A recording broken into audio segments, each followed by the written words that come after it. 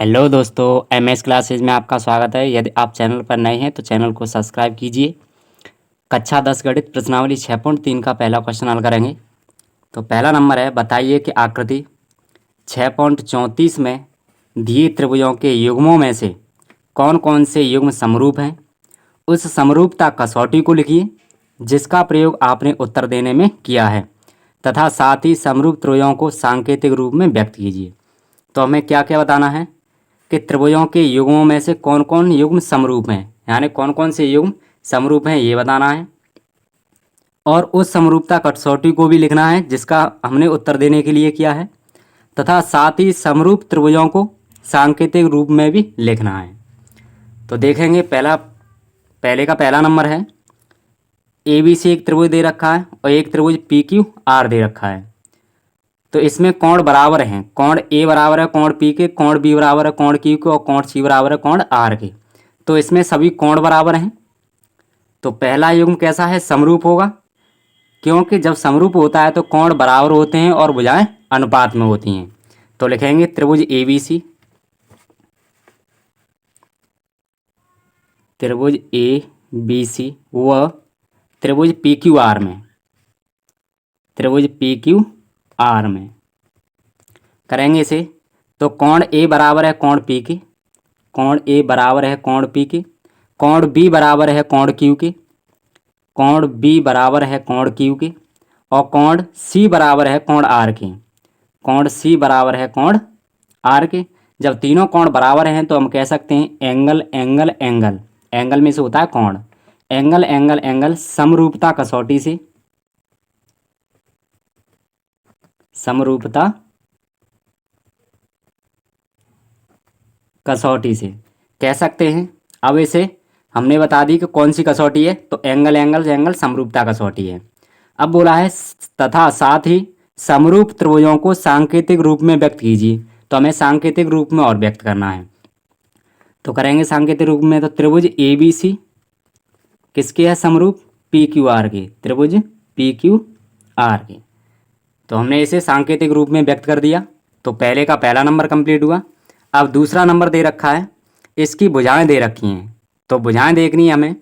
अब इसे अनुपात में बनाएंगे भुजाओं को। तो देखेंगे अनुपात में अगर कट के बराबर आएगी तो समरूप है, अगर बराबर नहीं आता है, एक ही अनुपात में नहीं होते हैं तो समरूप नहीं है। देखेंगे 3 से भाग 6 में देंगे तो 3 दूना 6, 2 बार कटा। अब 2.5 से भाग 5 में देंगे तो 2 बार कटेगा और 2 का भाग 2 में देंगे तो 2 बार कटेगा। तो सभी का मान 2 2 निकला। अब इसे सेम इसी की तरह इसकी तरह इस त्रिभुज को सजाकर चलेंगे। तो बनाते हैं इस त्रिभुज को।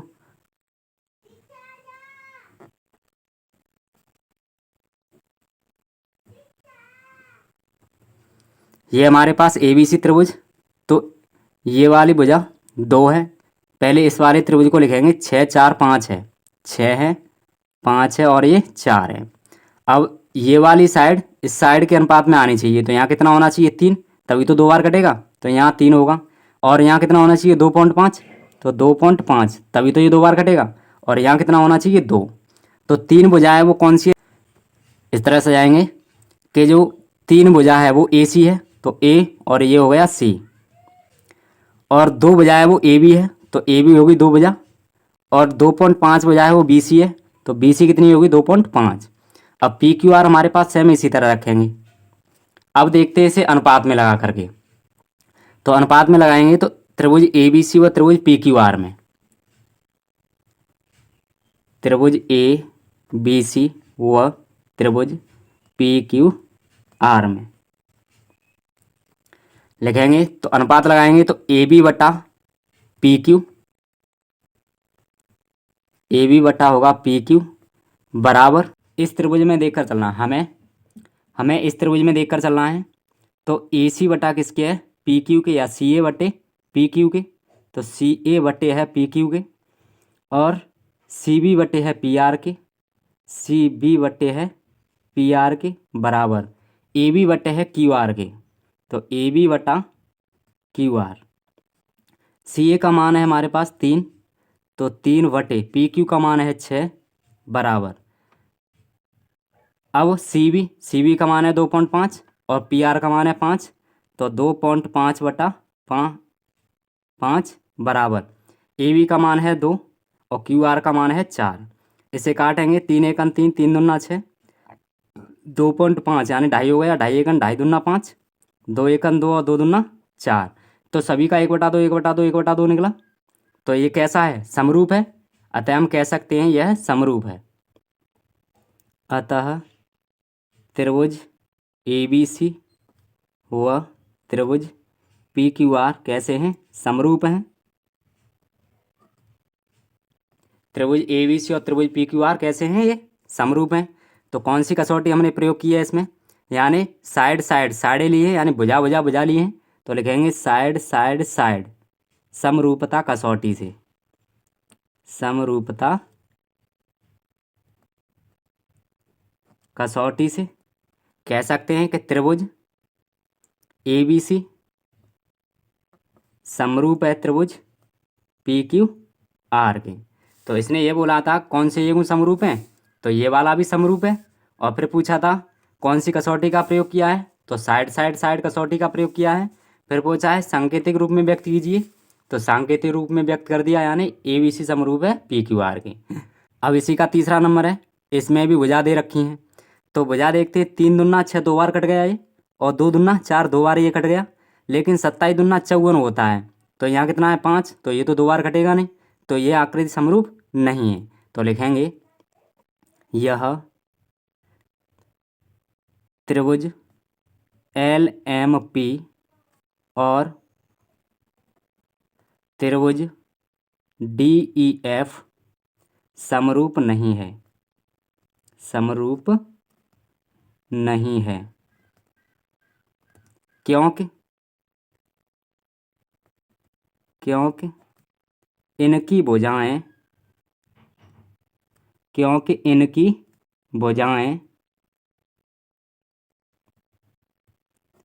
एक ही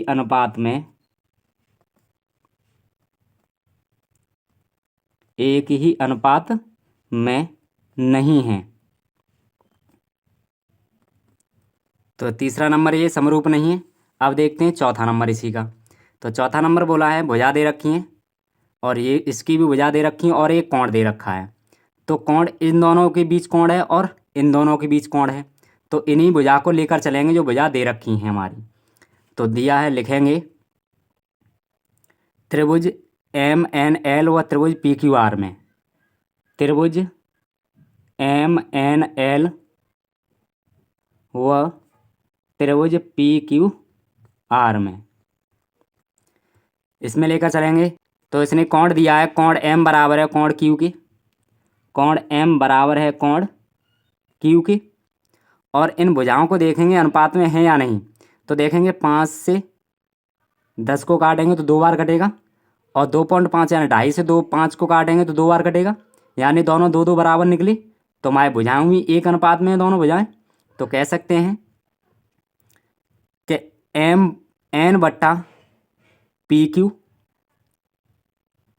एम एन बट्टे पी क्यू बराबर है किसके? एम एल बट्टे क्यू आर के, एम एल बट्टा क्यू आर की। क्योंकि भुजाएं कट रही हैं और एक ही अनुपात में निकल रही हैं, यानी बराबर निकल रही हैं। हमने 5 से 10 काटा तो 2 बार कटा, और 2.5 से यानी 2.5 हुआ, 2.5 से 5 काटा तो 2 बार कटा, तो बराबर निकला 2 2।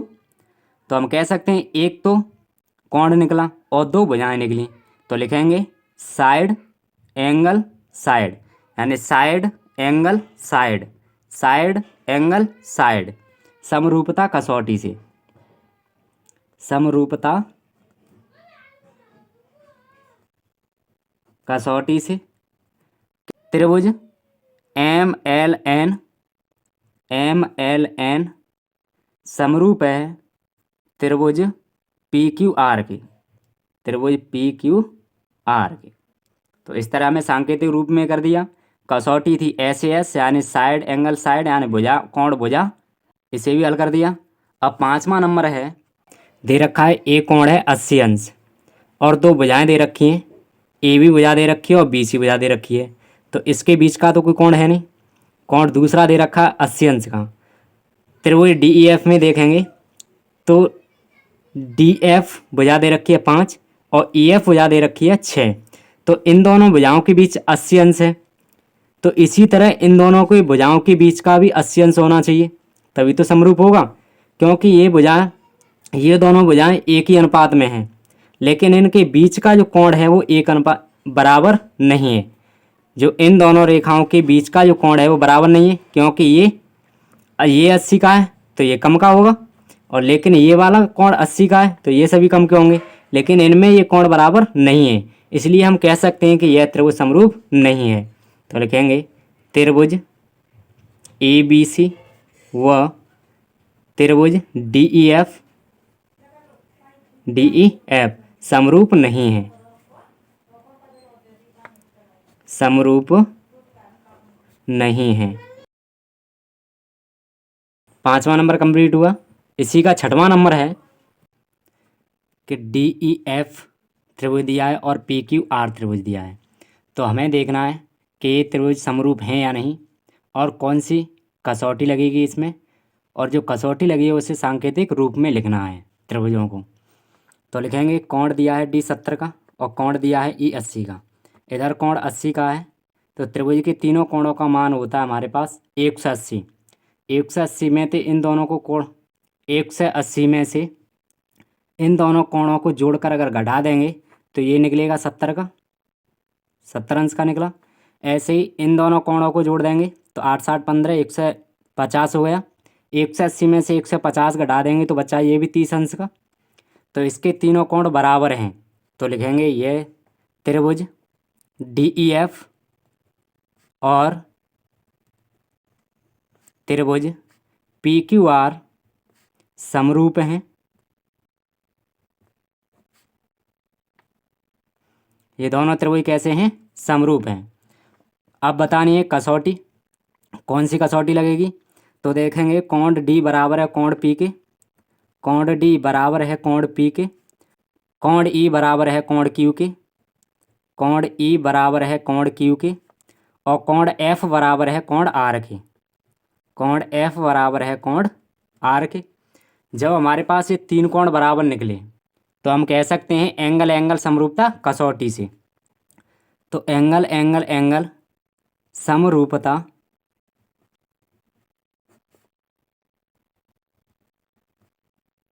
कसौटी से कि त्रिभुज DEF समरूप है त्रिभुज PQR के।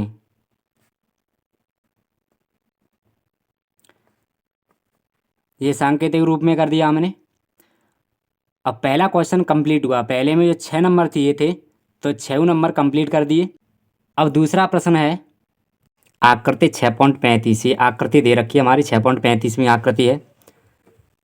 त्रिभुज ODC, त्रिभुज ODC समरूप है त्रिभुज OBA के, यानी इस त्रिभुज के ये वाला त्रिभुज समरूप है।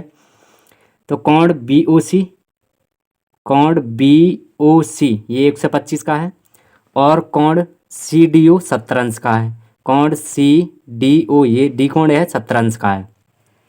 हमें ज्ञात करना है कि कोण DOC, कोण CDO, कोण DCO, कोण OAB ज्ञात कीजिए। ये ज्ञात करना है। तो लिखेंगे दिया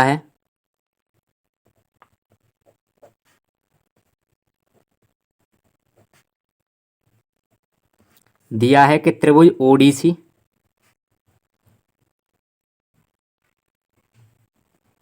समरूप है त्रिभुज OBA के।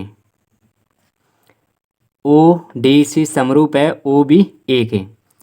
आगे बोला है कि दे रखा है कोण BOC बराबर है 125 अंश, और कोण CDO बराबर है 70 अंश। ये दे रखा है। हमें ज्ञात करना है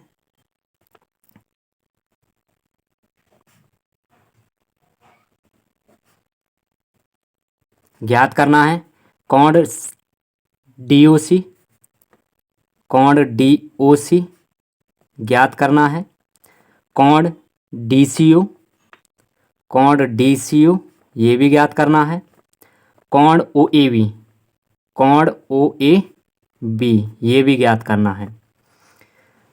तो DOC ये वाला कोण ज्ञात करना है, ये वाला DCO ये वाला भी ज्ञात करना है और ये वाला भी ज्ञात करना है। OAB ये वाला भी हमें ज्ञात करना है। तो करेंगे इसको। तो एक हमारी लाइन होती है, वो लाइन होती है 180 की, यानी इस लाइन में मान लो ये लाइन है, तो लाइन पे आधा कोण बनता है 180 का, और जब पूरा कर देंगे तो 360 पे घूम जाएगा। तो ये लाइन है 180, यानी ऋजु रेखा होती है वो 180 कोण की होती है। तो ये वाला ये दोनों कोण मिलाकर बैठेंगे हमारे 180 में तो 125 घटा देंगे तो ये वाला कोण निकल के आएगा। तो निकालेंगे, दो कोण जोड़ने ये वाले बराबर कितने के रखने हैं 180 के। तो एंगल DOC प्लस ये वाला एंगल और ये वाला एंगल BOC बराबर ये दोनों कोण मिला देंगे तो कितने का बैठेगा 180 का। अब DOC हमारे पास है नहीं, DOC हमें ज्ञात करना है, तो एंगल DOC रखेंगे प्लस एंगल BOC दे रखा है 125 का, तो 125 बराबर 180 अंश। 125 इधर प्लस का है, बराबर से उधर भेजेंगे तो माइनस का हो जाएगा। एंगल DOC बराबर 180 माइनस 125। एंगल DOC बराबर 180 में से 125 निकाल देंगे तो 10 में से 5 गया 5 बचा, यहाँ रहा 7 में से 2 गया तो 5 बचा। एंगल DOC निकल के आया 55 अंश का। अब हमें निकालना है, DOC निकाल लिया, अब निकालना है DCO, ये निकला 55 अंश का। अब ये त्रिभुज बनना है DOC, त्रिभुज DOC में त्रिभुज के तीनों कोणों का मान कितना होता है 180। 180 में से ये वाला और ये वाला कोण जोड़कर ये वाला 180 में से घटा देंगे तो ये कोण निकल के आएगा। तो लिखेंगे त्रिभुज DOC में,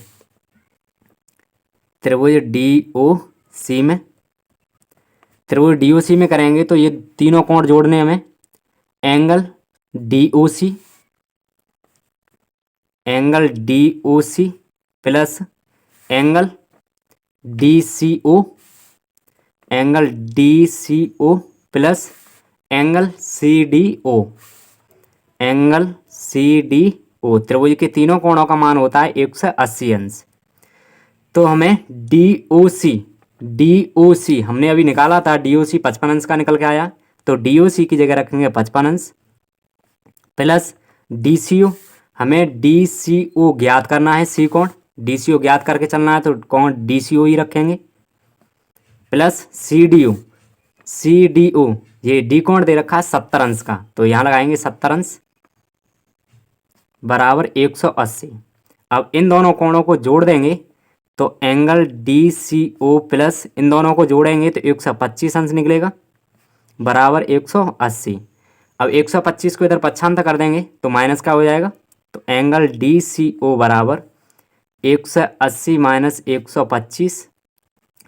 तो एंगल DCO बराबर कितने का निकला 55 अंश का।